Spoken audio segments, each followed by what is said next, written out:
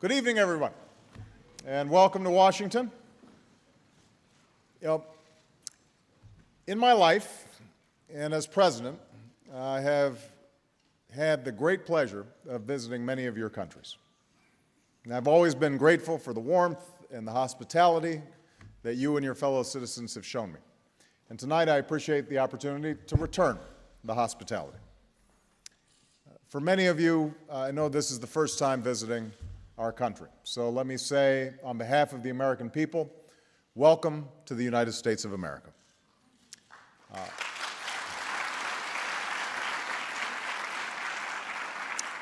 It is an extraordinary privilege to welcome you to this presidential summit on entrepreneurship.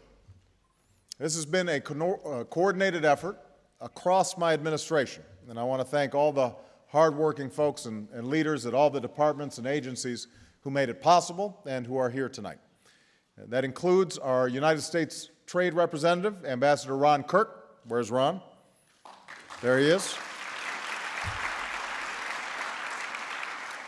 I especially want to thank the two departments and leaders who took the lead on this summit, Secretary of Commerce Gary Locke and Secretary of State Hillary Clinton. So please give them a big round of applause.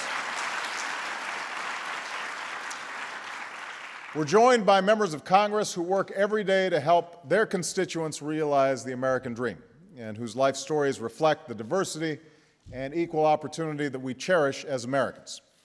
Nydia Velázquez, who is also, by the way, the chairwoman of our Small Business Committee in the House of Representatives. Keith Allison is here. And Andre Carson is here. Most of all, I want to thank all of you for being part of this historic event. You've traveled from across the United States and nearly 60 countries, from Latin America to Africa, Europe to Central Asia, from the Middle East to Southeast Asia. And you bring with you the rich tapestry of the world's great traditions and great cultures. You carry within you the beauty of different colors and creeds, races, and religions. You're visionaries who pioneered new industries and young entrepreneurs looking to build a business or a community. But we've come together today because of what we share, a belief that we are all bound together by certain common aspirations: to live with dignity, to get an education, to live healthy lives, maybe to start a business without having to pay a bribe to anybody, to speak freely and have a say in how we are governed, to live in peace and security, and to give our children a better future. But we're also here because we know that over the years, despite all we have in common, the United States and Muslim communities around the world too often fell victim to mutual mistrust. And that's why I went to Cairo nearly 1 year ago and called for a new beginning between the United States and Muslim communities, a new beginning based on mutual interest and mutual respect. I knew that this vision would not be fulfilled in a single year or even several years, but I knew we had to begin and that all of us have responsibilities to fulfill. As president, I've worked to ensure that America once again meets its responsibilities, especially when it comes to the security and political issues that have often been a source of tension. The United States is responsibly ending the war in Iraq, and we will partner with Iraqi people for their long-term prosperity and security. In Afghanistan, in Pakistan, and beyond, we're forging new partnerships to isolate violent extremists, but also to combat corruption and foster the development that improves lives and communities. I say it again tonight. Despite the inevitable difficulties, so long as I am president, the United States will never waver in our pursuit of a two-state solution that ensures the rights and security of both Israelis and Palestinians.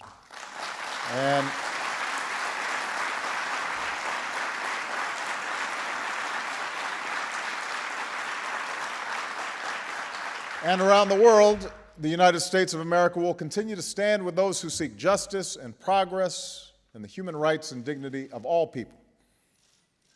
But even as I committed the United States to addressing these security and political concerns, I also made it clear in Cairo that we needed something else, a sustained effort to listen to each other and to learn from each other to respect one another. And I pledge to forge a new partnership, not simply between governments, but also between people on the issues that matter most in their daily lives, in your lives. Now, many questioned whether this was possible, yet over the past year, the United States has been reaching out and listening. We've joined interfaith dialogues and held town halls, roundtables, and listening sessions with thousands of people around the world, including many of you. And like so many people, you've extended your hand in return, each in your own way, as entrepreneurs and educators, as leaders of faith and of science. I have to say, perhaps the most innovative response was from Dr. Naif Al-Mutawa of Kuwait, who joins us here tonight. Where is Dr. Mutawa? Right here. His comic books have captured the imagination of so many young people with superheroes who embody the teachings and tolerance of Islam. After my speech in Cairo, he had a similar idea. So in his comic books, Superman and Batman reached out to their Muslim counterparts. And I hear they're making progress, too. Absolutely.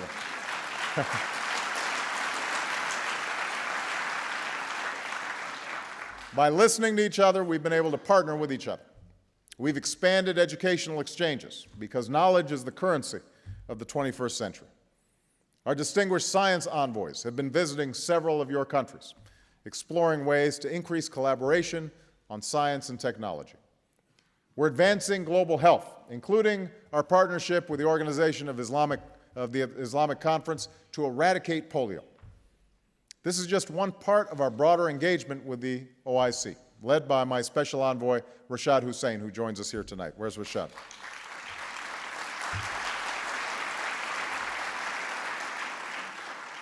And we're partnering to expand economic prosperity. At a government level, I'd note that putting the G20 in the lead on global economic decision-making has brought more voices to the table, including Turkey, Saudi Arabia, India, and Indonesia. And here today, we're fulfilling my commitment in Cairo to deepen ties between business leaders, foundations, and entrepreneurs in the United States and Muslim communities around the world. Now, I know some have asked, given all the security and political and social challenges we face, why a summit on entrepreneurship? The answer is simple. Entrepreneurship, because you told us that this was an area where we can learn from each other, where America can share our experience as a society that empowers the inventor and the innovator, where men and women can take a chance on a dream, taking an idea that starts around a kitchen table or in a garage and turning it into a new business and even new industries that can change the world.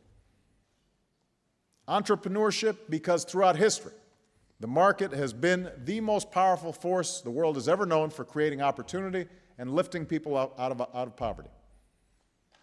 Entrepreneurship, because it's in our mutual economic interest.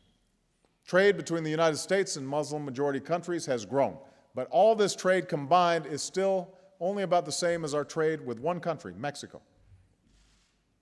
So there's so much more we can do together in partnership to foster opportunity and prosperity in all our countries. And social entrepreneurship, because as I learned as a community organizer in Chicago, real change comes from the bottom up, from the grassroots, starting with the dreams and passions of single individuals serving their communities. And that's why we're here. We have Jerry Yang, who transformed how we communicate with Yahoo. Is Jerry here? Where is he? He'll be here tomorrow. As well as entrepreneurs who have opened cyber cafes and new forums on the internet for discussion and development.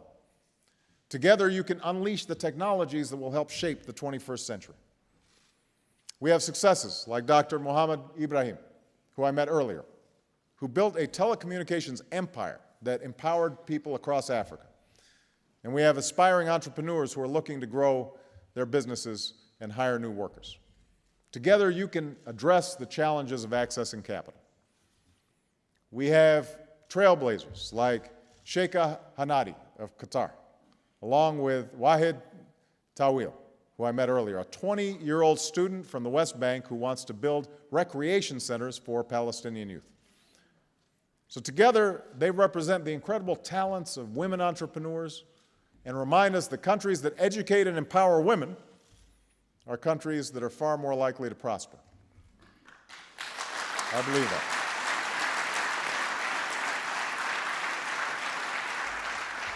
We have pioneers like Chris Hughes, who created Facebook, as well as an online community that brought so many young people into my campaign for president, mybarackobama.com. We have people like Soraya Salti of Jordan, who are empowering the young men and women who will be leaders of tomorrow. And together they represent the great potential and expectations of young people around the world. And we've got social entrepreneurs like Tri Mumpuni, who has helped rural communities in Indonesia harness the electricity and revenues of hydropower, and Andisha Farid, an extraordinary woman from Afghanistan who's taken great risks to educate the next generation, one girl at a time. And together they point the way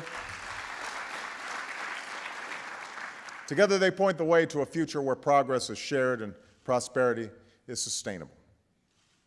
And I also happen to notice, Dr. Yunus, it's wonderful to see you again. I think so many people know the history of Grameen Bank and all the great work that's been done to help finance entrepreneurship among the poorest of the poor, first throughout South Asia and now around the world. So this is the incredible potential that you represent, the future we can seize together. So tonight I'm proud to announce a series of new partnerships and initiatives that will do just that. The United States is launching several new exchange programs. We will bring business and social entrepreneurs from Muslim-majority countries to the United States and send their American counterparts to learn from your countries. So,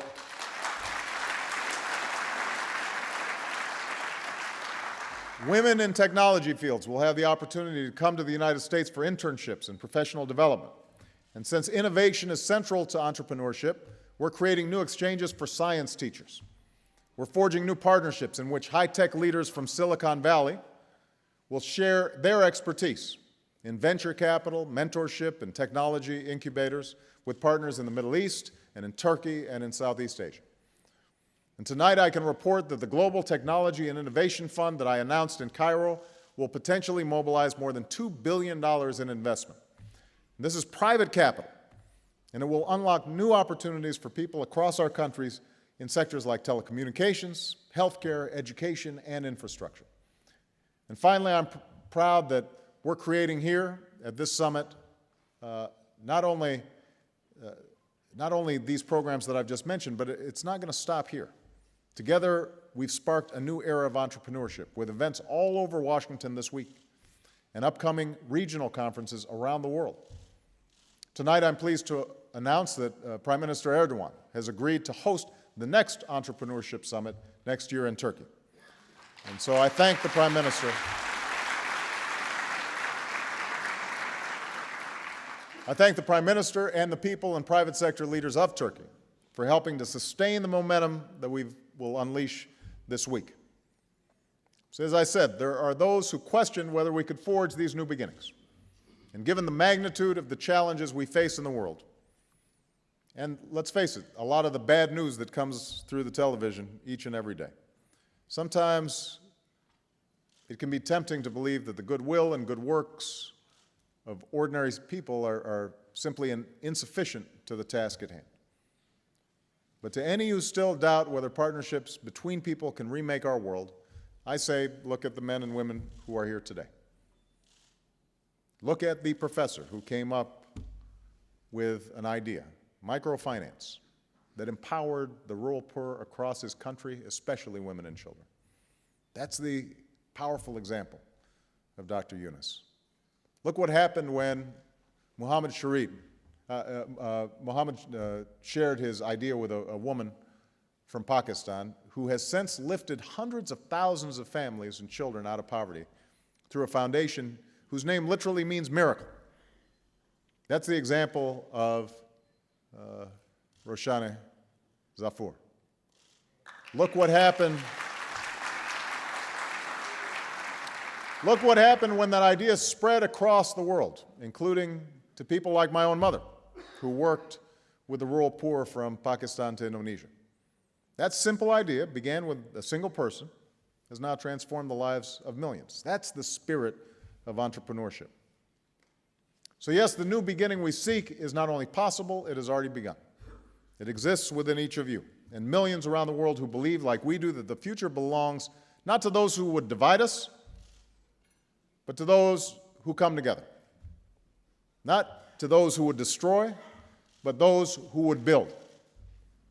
Not those trapped in the past, but those who, like us, believe with confidence and conviction in a future of justice and progress and the dignity of all human beings, regardless of their race, regardless of their religion. That's the enormous potential that we're hoping to unlock during this conference and hoping to continue not only this week, but in the months and years ahead. So I'm grateful that all of you are participating. May God bless you all, and may God's peace be upon you. Thank you very much. Thank you.